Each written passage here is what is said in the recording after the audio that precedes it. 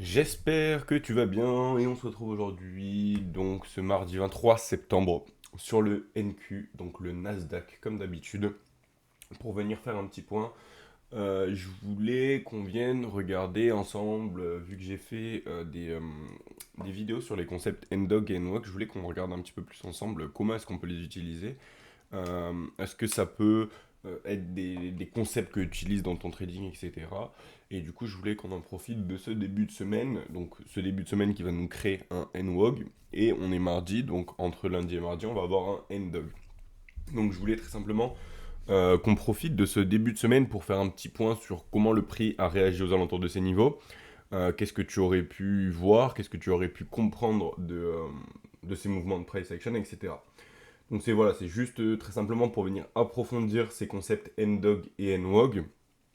Et cet après-midi, je te ferai forcément la vidéo du mentorat qui va venir être axée massivement, je vais dire, sur l'opening range. Donc globalement, ce que tu dois voir sous les yeux, on n'a pas grand-chose sur le graphique. On va venir faire dans un premier temps, que je vais venir quand même t'expliquer ce qu'on a sur le graphique, hein, quand même. Je vais avoir un trait en bleu juste ici. Qu'est-ce que ça va être? Ça va être très simplement la buy side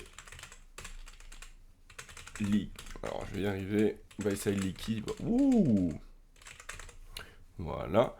Alors on va avoir de la buy side liquidity. Au cas où, pour rappel, si tu ne sais pas ce que c'est, pourquoi? Parce que pour X raisons, c'est un concept que ça ne te parle pas, la liquidité. C'est la première vidéo que tu regardes de ma chaîne ou de trading et qui parle de liquidité.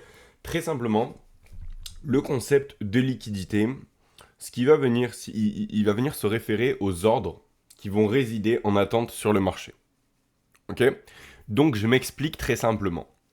Si tu rentres pour X raisons à cet endroit sur une position short, il y a énormément de chances que ton stop loss, si tu rentres en short ici dans l'idée que le marché va baisser, il y a de fortes chances que ton stop loss, tu viennes le mettre au-dessus du précédent sommet.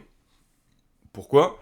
Parce que tu partirais sur le principe que le marché va baisser, il n'est pas censé venir chercher ce sommet, car s'il vient chercher ce sommet, il y a de fortes chances qu'il continue à la hausse. Donc, si tu prends une position short, ton stop loss va résider ici. Ce qu'il faut que tu comprennes très simplement, c'est que si tu prends une position short dans cette pièce de price action, dans ce marché-là, je vais venir te dégrossir très vulgairement le truc, mais très simplement, une position short, c'est un petit peu comme si tu venais ajouter un -1 à ton portefeuille. En fait, tu vas venir retirer une action et partir du principe que le prix va baisser pour pouvoir la racheter plus bas et du coup la rendre en gros à son propriétaire. Très simplement. Donc en fait, c'est un petit peu un emprunt que tu vas venir faire. Mais donc, quand tu vas parier sur un actif à la baisse, on va dire que globalement, ton portefeuille, il devient en -1. Quand tu viens acheter sur le marché, donc par exemple, si je pars du principe que le Nasdaq doit monter et que j'achète, ben forcément, si j'achète un contrat du Nasdaq, je viens faire ce +1. Ok, donc j'espère que tu vois où je vais commencer à vouloir en venir. Mais quand je viens shorter le marché, du coup, je viens créer ce -1 dans mon portefeuille. Et comment est-ce que je viens neutraliser ma position? C'est-à-dire que au moment où pour moi, le marché a plus de chances d'aller contre moi et que je me suis trompé dans mon analyse, si par exemple je prends une position short ici, je pars du principe que le marché est baissier et qu'il a fait son top et qu'il va aller plus bas, ici ce serait le niveau où j'invalide mon analyse et que je vais préférer sortir de la position, assumer ma perte, venir perdre la somme que j'ai décidée et aller de l'avant et reanalyser le marché pour potentiellement rentrer sur une position plus tard. Donc ici, je vais avoir mon -1, mais comment est-ce que du coup je vais venir neutraliser cette position et sortir du marché? Eh bien très simplement, forcément, si j'ai -1, pour arriver à 0, je vais venir faire ce +1. Donc, si je suis rentré en position baissière ici, pour venir annuler et sortir de ma position et me retrouver sans aucune position ouverte sur le marché, je vais devoir prendre une position opposée, donc acheter. Donc en fait, très simplement, un ordre achat qui va résider en attente au-dessus de ce sommet, ça va être un ordre buy stop. Ok? C'est pour ça qu'en fait, la liquidité qui va résider au-dessus du marché, on va appeler ça du buy side liquidity. Tout simplement parce que ça vient du buy stop, du type d'ordre qui réside. Et donc, tu vas comprendre très simplement que forcément, on va avoir des buy stops, c'est pour les gens qui ont pris des positions short et qui partent du principe que le marché est baissier. Mais on va également avoir des personnes qui vont partir du principe que ici, je vais avoir une cassure. Je suis un trader de cassure et donc je rentre à l'achat ici. Mais donc c'est pareil, ces personnes vont mettre des ordres buy stop, des ordres buy en attente au-dessus de ce niveau quand le prix va venir casser pour rentrer. Donc si le prix vient au-dessus de ce niveau de buy side liquidité, qu'est-ce qu'il va faire? Il va venir déclencher le stop loss des personnes qui sont rentrées en short dans tout ce price action, mais également des personnes, il va venir déclencher les ordres des personnes qui souhaitent rentrer sur breakout, en gros. Donc un peu la même chose à l'opposé avec le sell side liquidity. Ok. Alors on va pas non plus trop s'attarder sur le sujet de liquidité. Pourquoi? Parce que c'est pas le sujet de la vidéo. Si c'est un sujet qui t'intéresse et que tu veux que je développe un petit peu plus de cette façon, je t'invite à laisser un petit commentaire et me dire que tu aimerais que je te fasse ce genre de vidéo. Et dans ce cas-là, je ferai ce genre de vidéo. Globalement, là, ce que je viens de faire, c'est pour quelqu'un qui n'a aucune connaissance de la liquidité, pour qu'il comprenne quand même de quoi on parle et comment est-ce qu'on va regarder le marché, sous quel point de vue on va regarder le marché. Ok. Donc, buy side liquidity, beaucoup de liquidité qui va résider au-dessus de ce sommet, qui va être le précédent ATH de Nasdaq. On peut voir qu'il a eu une très très belle hausse. C'est clairement l'ATH en fait de Nasdaq, donc énorme piscine de buy side liquidité. Et là, on va avoir du sell side liquidité représenté par ce creux. Le prix qui revient, qui échoue à venir plus bas, donc il va faire encore plus de liquidité, encore plus ici. Et là, on est légèrement plus haut, mais globalement, on va avoir une énorme piscine de liquidité qui va résider sous tous ces creux. Donc, on a borné très simplement notre marché avec notre buy side à 25 027,25 et notre sell side à 24 973,25. Donc, ça, c'est tout pour au niveau de ce qui était de liquidité et de ce qu'on peut voir sur mon graphique. Après, donc du coup, on a dit qu'on allait donner un peu plus d'importance à se concentrer sur tout ce qui va être Ndog et Nwop. Pourquoi? Parce qu'on a dit que c'est des concepts que j'ai présentés déjà sur ma chaîne YouTube et que on a fait, on va dire, le côté théorique. On va essayer de se baser maintenant plus sur le côté pratique. Ok? Donc pour ça, on va vite fait aller en 1 minute et on va venir identifier ce Ndog. Ok? Donc, mon Ndog, très simplement, qu'est-ce que c'est pour quelqu'un qui ne connaît absolument pas et qui ne sait pas ce que c'est, qui n'a pas vu les précédentes vidéos? Si tu n'as pas vu les précédentes vidéos, je te conseille de prendre 10-15 minutes, il me semble qu'elles sont pas très longues, venir la regarder et revenir sur cette vidéo juste après. Pourquoi? Parce que ça aura beaucoup plus de sens et tu comprendras beaucoup mieux de quoi je parle. Donc, en fait, très simplement, ce que je vais venir faire, c'est qu'il faut comprendre que les marchés sont ouverts globalement 24 en semaine. Il va juste y avoir une heure dans la journée où les marchés vont être fermés et il n'y va pas y avoir d'échange sur le marché. Ok? Donc, ce qu'on peut voir, c'est que là, tu vois, je suis sur un graphique de 1 minute. Ok? Donc, théoriquement, chaque bougie est censée représenter 1 minute. 16h56, 16h57, 16h58, 16h59 et 18h. Bizarrement, je suis passé de 16h59 à 18h. Tout se passe, pour rappel, en UTC-4 heure New York, ok? Donc si je passe de 16h59 à 18h, ce qu'il faut comprendre, c'est que très simplement, ce qui est en train de se passer, c'est que de 16h59 et 59 secondes, très simplement, à 17h, en gros, juste avant 17h, le marché il va se pause pendant 1 heure. Il va y avoir une heure où le marché va être fermé. Et il va rouvrir à 18h. Mais ce qu'il faut comprendre, c'est que quand il va rouvrir à 18h, en fonction de ce qui s'est passé, le marché il va ouvrir plus bas, plus haut ou au même niveau. Dans notre cas, je peux voir qu'il a clôturé à 24 996,25. Comment est-ce que je sais? Très simplement, je vais sur cette bougie, je peux regarder ici le cours de clôture et 24 996,25 qui est juste ici et donc je vais mettre mon trait jusqu'ici. Ok? Je vais après venir chercher l'ouverture à 18h. Donc je vais sur ma bougie suivante, je vais chercher le cours d'ouverture. On est sur une bougie baissière, une bougie noire. Le cours d'ouverture sera donc en haut, le cours de fermeture sera donc en bas. Et je viens juste symboliser mon cours d'ouverture avec un trait. Là, ce que je vais venir faire, c'est que le trait qui va être en haut, je vais l'appeler Ndog High pour le Ndog haut. Et le trait qui est en bas, je vais l'appeler Ndog bas pour le Ndog bas. Pardon. Donc, dans notre cas, ce que je vais avoir, c'est que je vais avoir un Ndog qui ouvre plus bas que là où on a clôturé. Donc, je vais avoir ce qu'on appelle un discount Ndog. Ok? Pourquoi? Parce que très simplement, le prix, il ouvre plus bas. Si le prix avait ouvert plus haut à 18h, j'aurais un premium Ndog. Ça veut dire que l'ouverture se fait plus haut que la clôture. Ok? Ce qu'il faut que tu regardes également, c'est la date. Si je regarde la date en bas, quel jour on est? On est lundi 22 septembre. ok? Si tu regardes comment est-ce que je l'ai appelé Endog High Tuesday 23 September et Endog Low Tuesday 23 September, pardon. Donc, ce qu'il faut comprendre, c'est que très simplement, le Endog, tu vas toujours l'appeler sur la journée suivante. Pourquoi sur la journée suivante? Parce que c'est globalement sur la journée d'après que tu vas utiliser ce niveau pour trade. Ok? Donc là, qu'est-ce qui s'est passé? Ça, sur ce concept-là, Michael J. Huddleston, le créateur de ICT, n'a absolument rien inventé.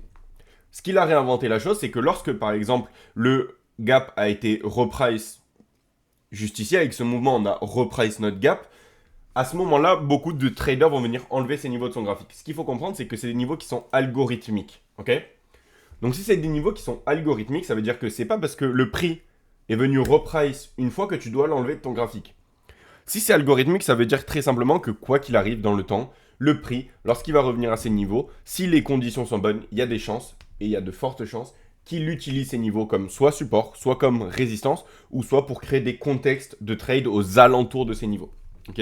Donc, globalement, l'idée de comment le prix interagit un petit peu au début, je veux pas trop qu'on s'y concentre dessus. Pourquoi? Parce que on réinvente rien. L'idée, c'est de te dire, ok, est-ce que à terme, ça va être vraiment utile? Mais déjà, très simplement, tu peux voir que là, on est passé à travers, on est allé légèrement plus bas, venir reprice dans ce busy.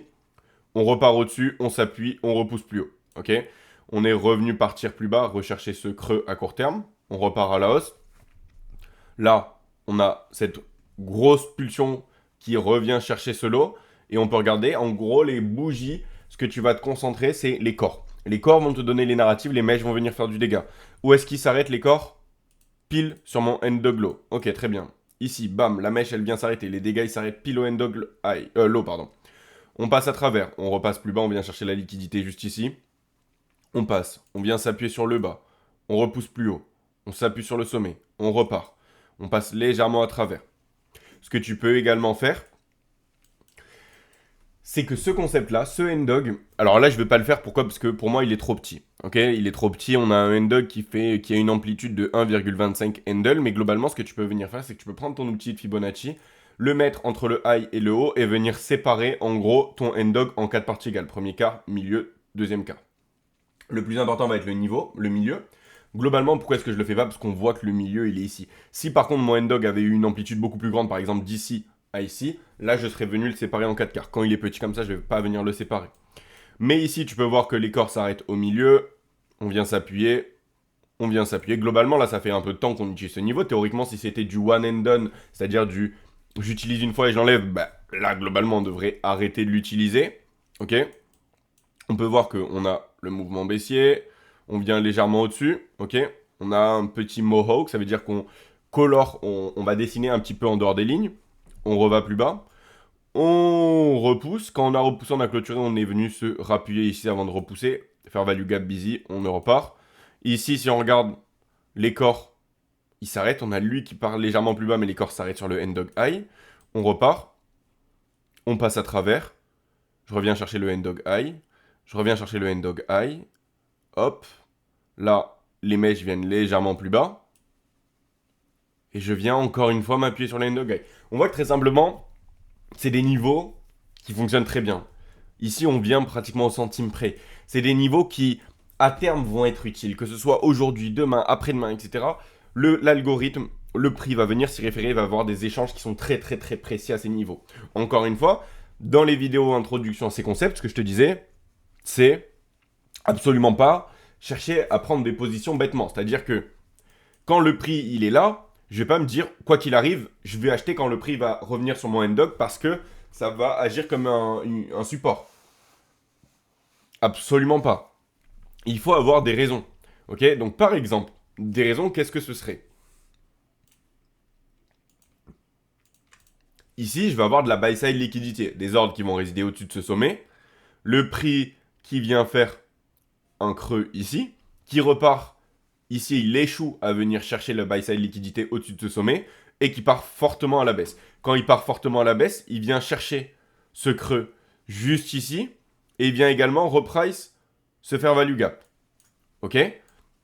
À ce moment-là, si le prix, quand il revient chercher le N-Dog High, il doit être baissier, il doit aller chercher la liquidité, à mes yeux, il aurait dû le faire pour pousser plus bas. On peut voir que il fait un premier mouvement, le N-Dog High agit comme résistance. Il retrace. Il fait un deuxième mouvement, le N-Dog High agit encore comme résistance. Il retrace légèrement plus bas. 3h30. 3h30 sur heure de Londres, qu'est-ce que c'est? C'est un moment où il y a une injection de liquidité. C'est-à-dire que on a généralement un mouvement qui va commencer à 3h30. Ok? 3h30, le prix qui part à la hausse et clôture au-dessus de mon N-Dog. Ok? Donc, déjà, cette notion de ici, le N-Dog agit comme résistance, là, c'est plus ce qui se passe. Là, le prix, il arrive à passer au-dessus et clôturer au-dessus.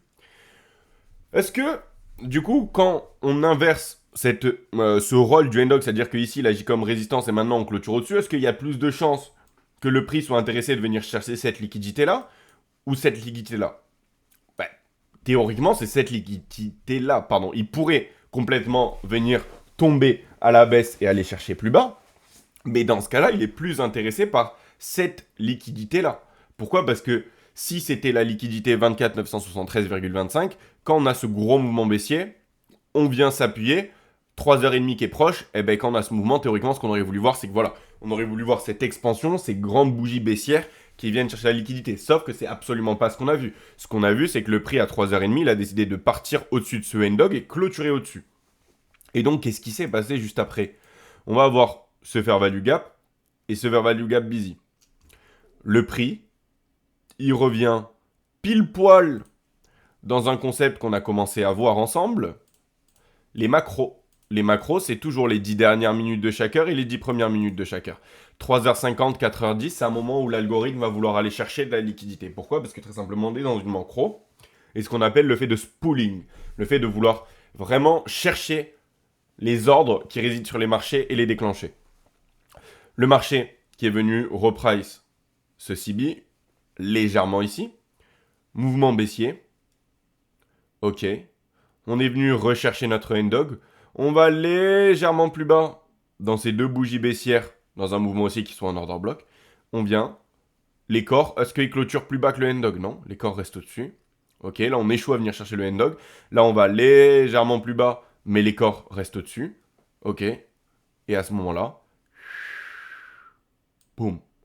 Donc là, dans notre cas, sur cette macro, on aurait pu utiliser le N-Dog comme entrée pour venir chercher ce equal high. Liquidité, boum, on vient chercher ce equal high. Ça, c'est un petit peu ce qui va se passer. Là, théoriquement, on a eu cette poussée. On a échoué à venir chercher ce 0,27,25. Le prix qui a commencé à se retourner et qui part à la baisse. Qui s'appuie ici et qui fait un premier mouvement. Est-ce que lorsque le prix va revenir sur le N-Dog, il a le plus de chances de venir s'appuyer et repartir pour aller chercher le 0,27,25? Ben moi, personnellement, si le prix revient sur le N-Dog, à mes yeux, il a plus de chances de venir passer à travers. Pourquoi? Parce qu'on s'est appuyé ici et on a eu ce mouvement qui a échoué à venir chercher la liquidité. Et quand on a retracé ici, quand on est revenu encore rechercher ce N-Dog, on a eu un premier mouvement haussier. Ok?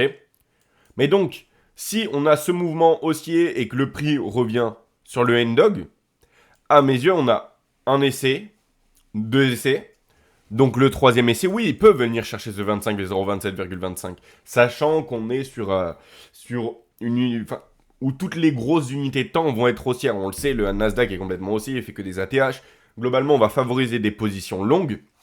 Mais si on ne parle pas de ces conditions, si on enlève le fait que les grandes unités de temps sont haussières, il y a beaucoup plus de chances que lorsque le prix revienne sur ce N-Dog, il passe à travers. Donc là, à ce moment-là, moi, je ne souhaiterais pas rentrer en position longue pour chercher le 0,27,5. Pardon. Ça, c'est uniquement si on est dans un marché qui n'est pas extrêmement bullish. Dans l'idée où actuellement, on est dans un marché qui est extrêmement bullish. Ok? Le marché du Nasdaq est en train de globalement, pratiquement tous les jours depuis une semaine, venir travailler sur des ATH. Ok? Globalement, ça fait une semaine qu'on enchaîne ATH sur ATH sur ATH. Notre précédent ATH, il était juste ici. Une journée ATH, deuxième journée ATH, troisième journée ATH. Ok, bon, celle-là, on n'a pas fait d'ATH. La journée suivante, ATH, ATH, ATH. Aujourd'hui, on y est encore. Mais chaque jour, on est en train de venir retravailler sur des ATH. Ok? Donc, quand on est dans ces conditions, ce qu'on va venir favoriser, c'est largement des positions à la hausse. Ok, ça ne veut encore une fois pas dire qu'on est interdit de prendre des positions short, que toutes les positions short vont être perdantes. Ça veut juste dire que globalement, on va avoir plus de chances d'avoir des positions gagnantes si on prend des longues. Ok, les shorts, globalement, va falloir se concentrer sur des mouvements assez courts, assez rapides, chirurgical, du tac-tac, je rentre, je sors. Ok, mais quand on trade aux alentours des ATH, honnêtement, moi je conseille fortement de prendre uniquement des longues. Si on regarde par exemple le price action la veille sur le Mentora qu'on est en train de regarder, on a identifié ce change in the state of delivery juste ici, le fait que le prix doit aller plus haut et utiliser ce fair value gap comme fair value gap inversé. Ça, on l'a vu globalement. Pour moi, je pensais qu'on allait aller légèrement plus bas, venir chercher le London Sell Side, qui avait beaucoup de liquidités qui résidaient plus bas. Mais c'est tellement haussier, on est tellement bullish sur ce marché que on est passé, on l'a appuyé et juste, voilà. Voilà ce qui s'est passé. Ok. C'est pour ça que globalement, dans ce genre de conditions, on va essayer de favoriser des positions à l'achat. Ok. Donc voilà un petit peu pour le N-Dog. C'est-à-dire que là, si je le revois venir chercher ce creux, pour moi, enfin ce N-Dog, il y a des chances qu'il aille chercher plus bas et qu'il casse et qu'il passe légèrement au travers. Encore une fois, il faut qu'il vienne le rechercher. Là, il est venu juste chercher ce volume in balance et il peut très bien aller chercher ce 25,025 largement. Mais en tout cas, pour moi, s'il revient au N-Dog, il y a des chances qu'il passe à plus ou moins court terme à travers. En tout cas, au moins venir chercher cette liquidité là et là, histoire de punir un peu de monde, potentiellement faire de la manipulation et après repartir pour aller sur cette liquidité là. Mais en gros, juste que j'imagine, c'est que pour moi, il n'y a pas de raison que le prix en gros revienne, soit très précis et reparte ici. En gros, c'est ça que je veux voir. Enfin, c'est pas ça que je pense voir, en gros. Si pour moi le prix revient ici, c'est pour soit venir chercher de la liquidité et après repartir, ou soit aller vers le bas et prendre la liquidité en bas. Mais je le vois mal venir et repartir comme ça. Il peut. En tout cas, c'est pas du tout un scénario que j'envisage et qui m'intéresserait. Donc ça, c'est pour le N-Dog de la journée. Et on va venir jeter un coup d'œil également au N-Wog de la semaine. Et ça sera tout pour aujourd'hui. Donc, un petit peu la même chose, juste avec des perspectives de temps qui sont très différentes, qui sont un petit peu différentes. Le N-Wog, donc le N-Dog, même si ça te parlait pas, bon après si je t'en ai déjà parlé ou que tu connaissais déjà ces concepts, voilà, c'est juste une petite, un petit peu de pratique qu'on est venu voir aujourd'hui et qu'on va venir voir de temps en temps. C'est des vidéos que si ça te plaît, je peux venir faire régulièrement avec des exemples sur le N-Dog, de l'analyse, etc. Pour que justement ça t'aide à comprendre un peu mieux ces concepts. Et là, on va venir voir le N-Wog qui est le New Week Opening Gap. Donc très simplement, ce qu'il faut comprendre, c'est que les actifs ne se tradent pas le week-end, à part certains, comme par exemple les cryptos, etc. Mais globalement, le NQ est fermé le week-end. Donc, ce que j'essaie de te dire, très simplement, c'est que à 16h59, le vendredi, encore une fois, UTC-4 heure New York, à 16h59, le vendredi, le marché s'arrête. Le marché clôture, ça va être le week-end. Le marché ne va pas échanger et va venir rouvrir le lundi. Ok. Donc, le lundi, heure française, c'est-à-dire vers minuit, mais heure US, ça va être le dimanche à 18h. Ok. Alors, si tu vois que tout a disparu, c'est complètement normal. J'ai des bugs de connexion en ce moment qui sont monstres. C'est pour ça que j'ai arrêté les lives pour le moment et qu'on fait que de l'enregistrement. Ça devrait rentrer dans l'ordre courant semaine prochaine à peu près. Et j'espère pouvoir reprendre les lives justement parce que honnêtement là les lives ne font que couper. Il n'y a aucun intérêt que je fasse les lives. Donc on revient sur le NWAG, on a dit UTC-4 New York. Le marché clôture à 16h59. Si je vais sur la bougie suivante, on voit que c'est marqué dimanche 18h.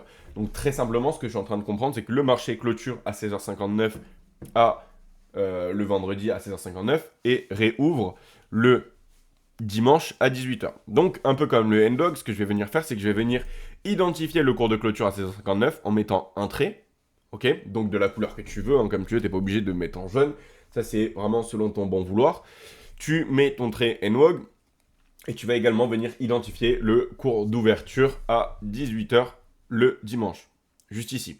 En fait, très simplement, la différence entre ces deux niveaux, ça va représenter ton N-Wog. Donc, celui qui va être le plus haut, tu vas l'appeler N-Wog High. Celui qui va être le plus bas, tu vas l'appeler N-Wog Low. Très simplement.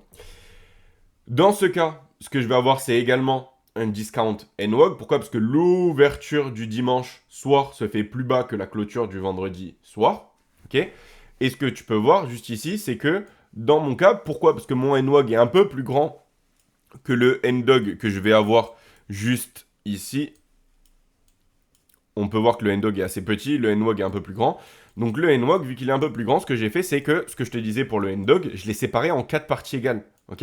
J'ai pris très simplement mon outil Fibonacci, je suis venu sur le high, je suis venu sur le low, et j'ai séparé 0,25, 0,5, 0,75. Ok.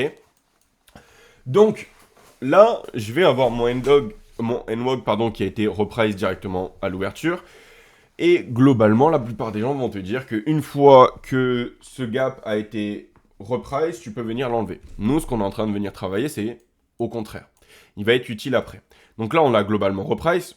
On peut voir qu'on a eu un mouvement baissier qui s'arrête où? Pile au milieu. Le prix qui repart à la hausse. NWOG high, boum, on va plus bas. Ok. On vient légèrement colorer en dehors des lignes pour aller chercher ces deux fair value gap juste ici, avant d'avoir un mouvement baissier. Là, on est venu chercher le premier quart. On a commencé à venir réintégrer notre NWOG. Premier quart, on s'appuie, on échoue à venir chercher le milieu, on break. On vient dans un fair value gap 5 minutes, sommet, busy, on repart. NWOG high, on passe du temps au sommet. On vient légèrement plus haut, histoire de déclencher les stop loss. Mouvement baissier, ok. On retrace, on a ce CB. On voit comment le prix respecte le milieu. Encore une fois, les corps te donnent les narratives, les mèches vont venir faire du dégât. Mais honnêtement, il faudrait beaucoup plus de conviction pour me dire que regarde la sensibilité qu'il y a à ces niveaux. Regarde ici, bam, bam, bam, bam, bam. Ça, c'est de la précision. On vient chercher le bas, on vient chercher le milieu, on s'appuie sur le premier quart. Ici, les corps te donnent les narratives, les mèches viennent faire du dégât. Regarde où est-ce que les corps clôturent alors que le NWOG, on l'a déjà reprice. Ce gap, il a été déjà reprice. Donc globalement, le marché, si c'était la pression acheteuse et vendeuse, ne devrait avoir aucun intérêt avec ces niveaux. Mais regarde où est-ce que s'arrête cette bougie. Pile au NWOG. La mèche vient faire légèrement du dégât et on repart. Boum. Ok. Ici, où est-ce que le prix revient? On a ce gros mouvement baissier, le retracement, où est-ce qu'il s'arrête? Sur le milieu de mon NWOG. On repart à la baisse. Ici, on a un petit peu de price action qui est qui va être un peu plus choppy. On vient casser vers le bas. Regarde où est-ce qu'il s'arrête le prix. NWOG low. Pendant quoi? Une macro. 1h50, 2h10. Le prix qui part à la baisse. On rentre dans l'ombre. Poum. Et on va chercher la liquidité sell-side qui réside plus bas. Un petit peu comme le NWOG, le NDOG qu'on a tout à l'heure. Là, on vient s'appuyer sur le low pour drive plus bas. Ok. Donc tout ça, on s'en fiche, on n'a pas de contact avec le NWOG, pardon. Opening range gap, donc ça va être à 9h30, 10h. Ça, c'est quelque chose qu'on va venir travailler dans le mentorat d'aujourd'hui, qui a ses caractéristiques particulières. Le prix, regarde où il s'arrête. Regarde où il s'arrête durant l'opening range. Dès que le marché US ouvre, regarde où est-ce que le prix s'arrête.